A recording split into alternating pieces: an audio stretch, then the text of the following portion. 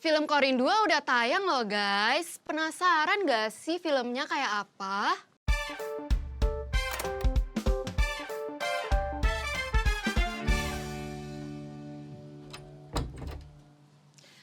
Halo semuanya, selamat datang di Behind the Game edisi Korin 2. Kenalin, nama aku Catherine dan di sini kita bakalan ngobrol-ngobrol nih bareng sama tokoh-tokoh yang luar biasa banget, terutama di ranah film horor. Nah, kita di sini ada Kak Santi selaku produser dan juga ada Kak Gita selaku sutradara dari film Korin 2 ya. Salam kenal Kak Santi sama Kak Gita. Halo, Salam hai kenal. Halo semuanya. Catherine. Salam kenal, Halo. salam kenal. Nah, sebelum kita ngobrol-ngobrol lebih jauh nih, aku mau ngucapin selamat dulu atas perilisan film Korin 2. Nah, kira-kira Kak Santi sama Kak Gita nih, kabarnya gimana nih hari ini? Tentunya deg-degan, deg-degan karena bayi kita baru aja lahir ya gitu ya. Iya, benar. Jadi kalau buat kita pembuat film, sebuah film baru itu kayak anak yang baru lahir gitu. Jadi hari ini kita tuh kayak lagi gimana ya, kayak lagi excited, seru, deg-degan, gimana gitu. Jadi gitu. Oke, sangat menanti-nanti momen Sangat ini menanti-nanti, ya. yes. Oke. Ini film Korin 2-nya berarti emang udah dinanti-nanti dari kapan nih? Kak, kalau boleh tahu. Gitu.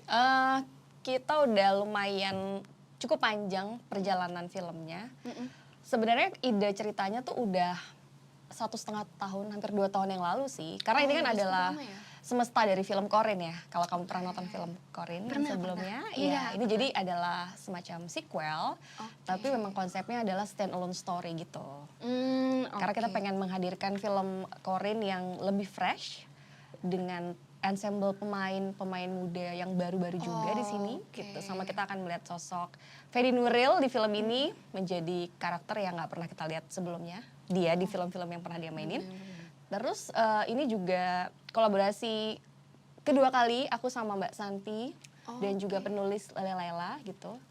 Jadi cukup panjang sih sampai kita tiba di hari ini pemutaran filmnya. Oke, keren. Nah, kalau boleh tahu nih, kira-kira dari film Korin 2 ini tuh filmnya tentang apa sih? Apa yang bisa diceritakan nih dari film Korin 2?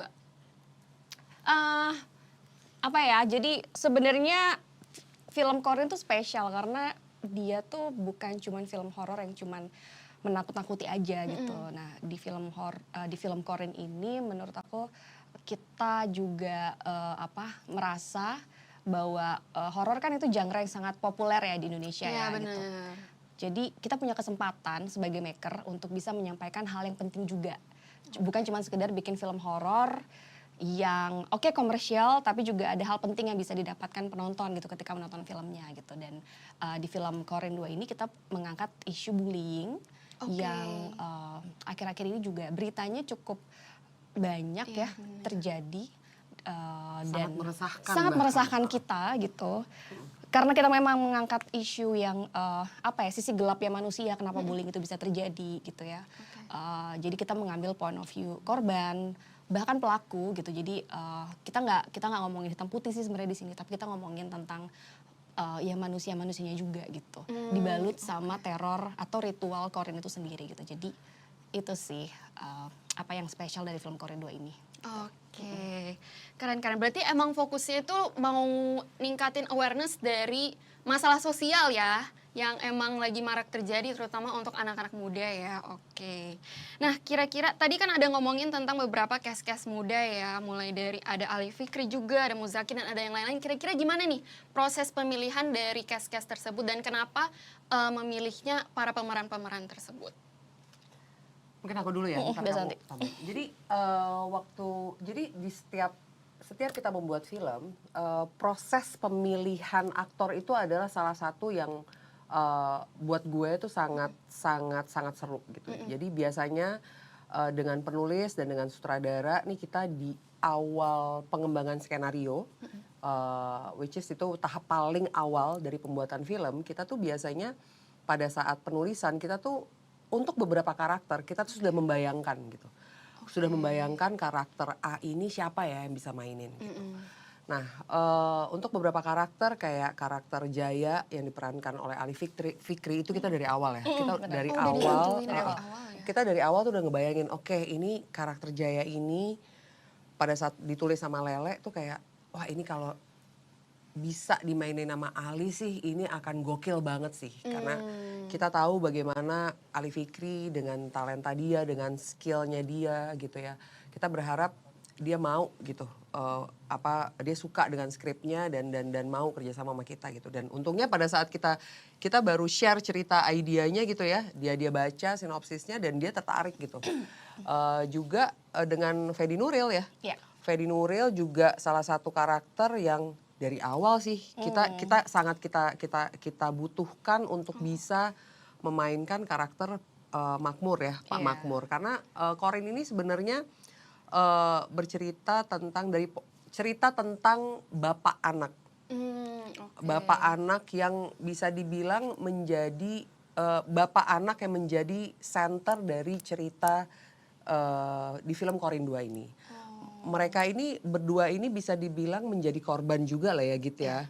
Korban dari sebuah situasi sosial lah di kampung ini di mana ya anaknya menjadi korban, lalu menjadi seorang bapak yang tidak punya daya gitu untuk melindunginya, lantas ya dia mengambil sebuah keputusan lah untuk melindungi anaknya seperti itu.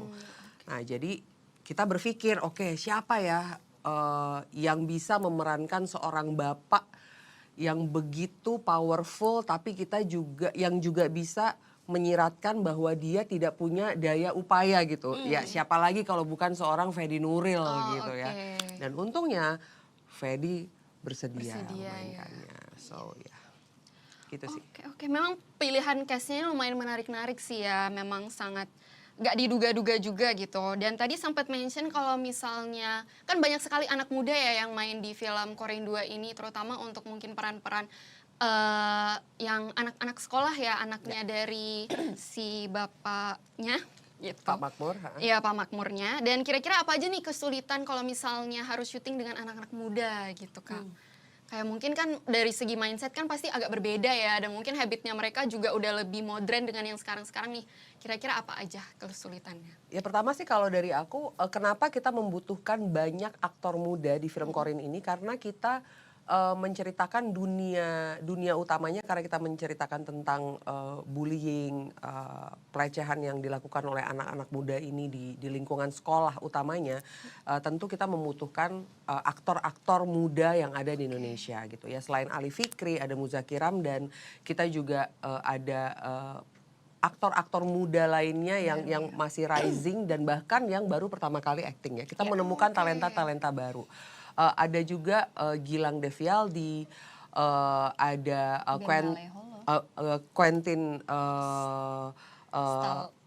Stanislavski, Kusnandar, dan juga yang baru pertama kali acting di film seperti Ben Malaiholo dan juga Jeremiah.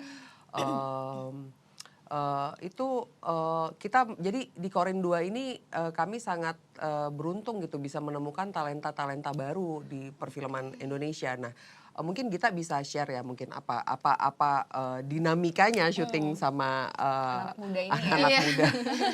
Seru sih karena kalau anak-anak muda sekarang nih Gen Z ini kan gitu mereka punya karakter yang cukup kritis sebenarnya gitu. Jadi kita ngobrol diskusinya tuh emang lebih banyak kan ngobrol, lebih ke pengenalan personal gitu. Jadi kita membangun chemistry-nya tuh lebih mengenal satu sama lain instead of cuman ngebahas tentang filmnya gitu. Karena ketika itu sudah terbangun, kemudian baru kita masuk ke dalam cerita, itu pasti akan lebih mudah gitu. Gitu. Dan tapi sebelumnya juga kan ini adalah karakter yang belum pernah mereka bayangkan gitu ya, situasinya seperti apa kan, karena ya pasti mereka punya kehidupan anak-anak muda yang metropolitan ya kebanyakan semua. Bener. Cuman di film ini mereka kan ditantang menjadi karakter anak-anak bisa dibilang yang tinggal di sebuah desa terpencil, Desa kecil. gitu dengan ya mungkin di sekitar Jawa Barat gitu ya, dengan aksen Jawa Barat dan juga cara hidup yang juga berbeda. Nah di situ sih, jadi kita proses pencarian karakternya pada saat kita reading. Jadi setelah kita deket, baru kita mulai masuk ke dalam karakternya gitu. Oh, jadi dimulai dari bonding dulu ya Dari bersama bonding dengan dulu, anak-anak benar. muda ini biar lebih luwes gitu Iya, ya. dan menariknya kita pada saat bonding itu kebanyakan kita main games. Oh gitu. Iya, dan itu Mas yang menginisiasi games itu Mas Fedi Nuril Oh, sebenarnya. gitu. Dia tuh kayak Agak punya expect ya. semacam kayak ada card-card gitu yang selalu dibawa ketika kita Oh. reading. Jadi cardnya itu tuh kayak yang dibagi-bagiin ke setiap orang, Oke. terus nanti ada kayak semacam pertanyaan gitu di kartu itu ditempel di masing-masing orang itu, dan kita bisa nanya apapun yang ada di kartu itu gitu. Jadi kayak seru banget. Jadi dari situ tuh jadi mengenal Iya, jadi satu sama mengenal lain satu sama gitu. lain, ya. Dari games itu. Nggak berasa project banget lah ya, tetap kayak ada nongkrongnya gitu. Iya gitu Oke, sih. oke. Kalau gitu memang ada kesempatan banget ya buat anak-anak muda yang kalau misalnya pertama kali pengen coba ikut main film, bisa coba nih nanti project selanjutnya mungkin Boleh, ya. boleh. Boleh Buat banget, Kak boleh Santi. Oke. Mungkin Catherine? Boleh loh. Boleh loh. Bisa dikontak-kontak. Oke, oke. Nah ini aku mau tahu nih kalau misalnya dengan secara flow-nya dari mulai casting, dari mulai syuting dan sampai filmnya mau tayang nih. Kira-kira proses apa aja yang dilewatin untuk sampai ke titik ini sekarang gitu? Oke, dari kacamata pemain atau? Dari kacamata Kak Santi sama Kak Gita. Oh oke, dari pembuatan film sendiri ya. Jadi proses pembuatan film tuh lumayan panjang gitu. Pertama kan tadi seperti Gita udah bilang, kita menemukan dulu cerita apa nih yang mau kita bikin di Corin 2 ini. Itu pun prosesnya sebenarnya nggak mudah gitu, karena kita di Corin 2 ini kita tuh ada beberapa objektif yang ingin kita capai. Pertama karena ini cerita kedua gitu, ini film kedua yang kita bikin, kita tuh tentu kita ingin menaikkan level film yang kedua ini. Menaikkan level seperti apa gitu. Pertama kita ingin membuat cerita yang lebih besar,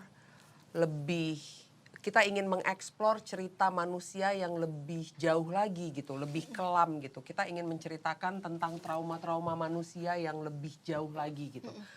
Jadi di situ kita menemukan cerita tentang bapak anak ini, itu juga prosesnya tidak sebentar, tidak mudah lah gitu. Beberapa kali kita coba menemukan cerita, terus kita coret, kita buang, sampai akhirnya Lele dibantu dengan almarhum suaminya, kita menemukan cerita yang sekarang yang hari ini tanggal 11 Desember ini tayang di bioskop.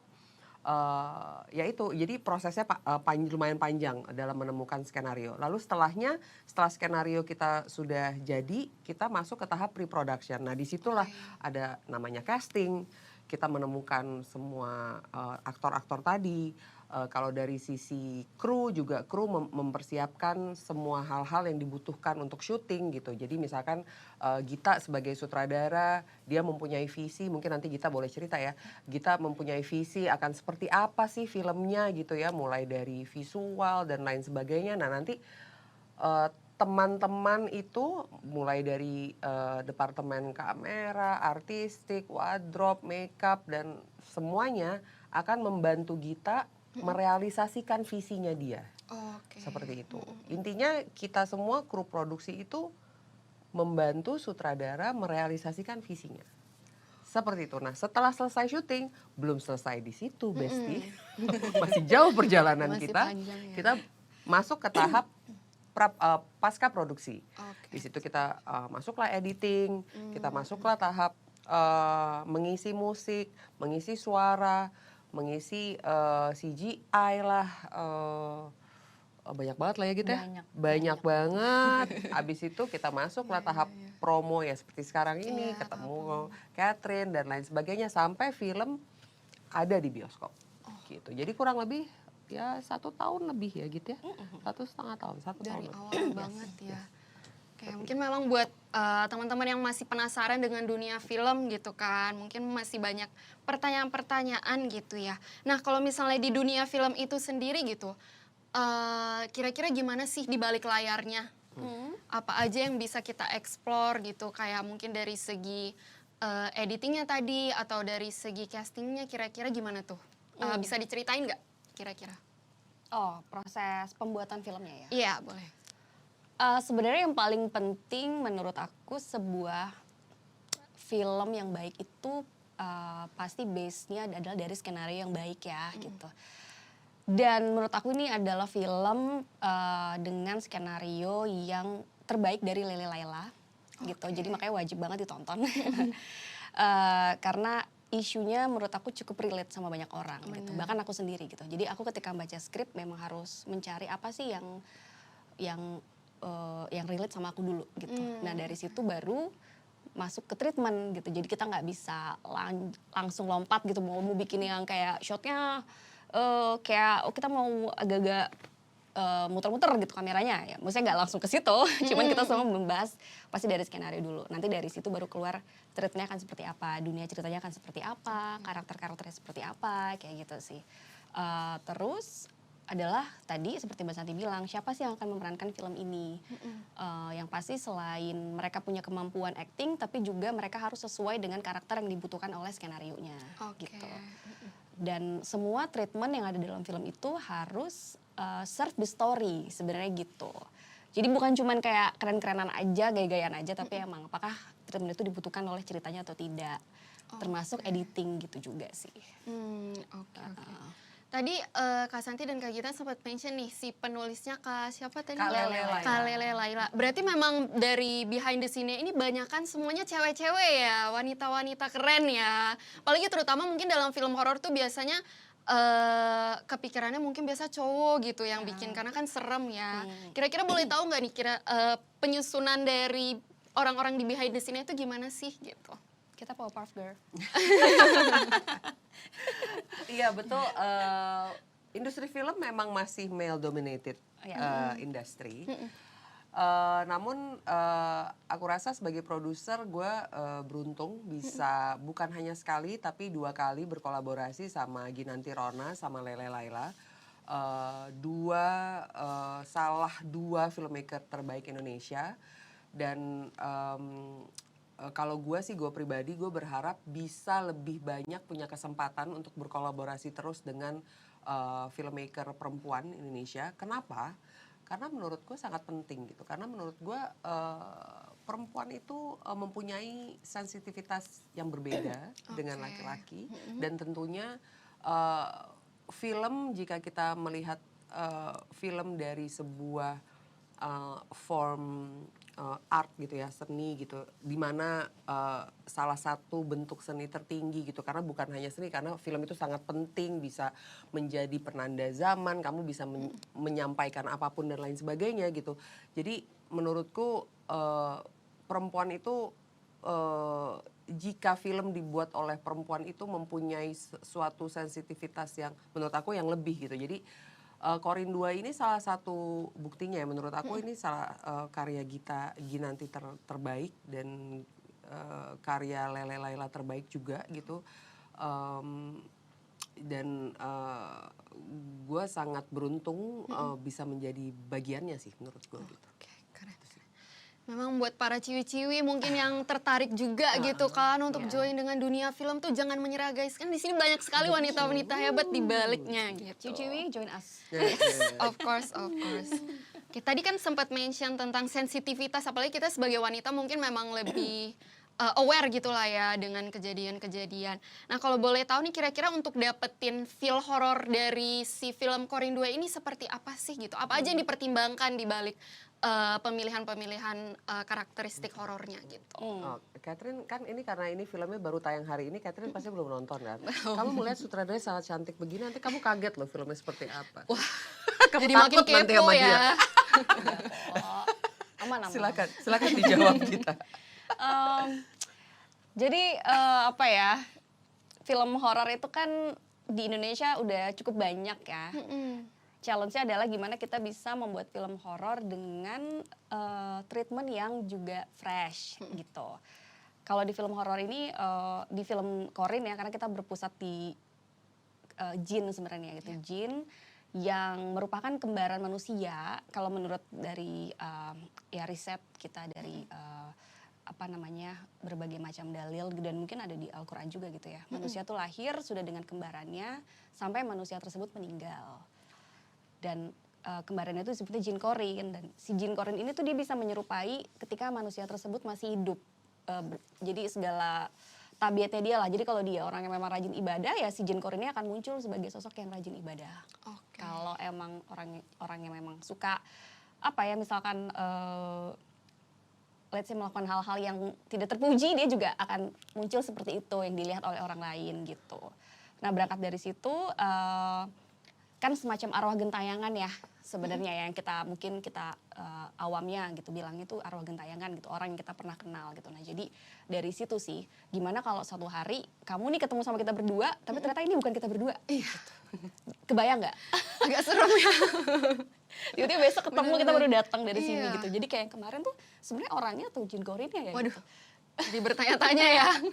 Ya, dan bayangkan ini jin korinnya itu ada di dalam sebuah desa di mana masyarakatnya semua berubah menjadi jin korin gitu. Jadi emang scale terornya jauh lebih besar lagi dibandingkan yang pertama gitu sih. Kalau yang di film pertama, setting filmnya itu adalah sebuah pesantren, hanya sebuah pesantren. Kalau yang Korin kedua ini, settingnya adalah sebuah desa. Jadi Lebih luas lagi ya. Oke. Oke deh, mungkin memang keren-keren banget ya. Orang-orang di balik layar tadi udah diceritain juga dari segi production, pre-production sampai ke post-productionnya yang memang sangat ingin menampilkan sisi horornya gitu ya. Nah, selama promosi dari film Korin 2 sampai ke perilisannya nih, aku lihat udah banyak banget banner-banner gitu. Terutama di salah satu game yang lumayan terkenal ya. Wow, yay. Di Roblox. Nah, di Roblox ini tuh kita banyak banget sebenarnya genre-genrenya. Salah satunya ada horor juga nih, Yes. Kak. Nah, makanya kita mau coba main dulu di salah satu map namanya map Parasea. Dan di sini tuh bakalan ada bisa naik gunung untuk ngelihat kayak gimana nih feel horornya, kira-kira approve gak nih dari Kak Gita sama dari Kak Santi juga gitu.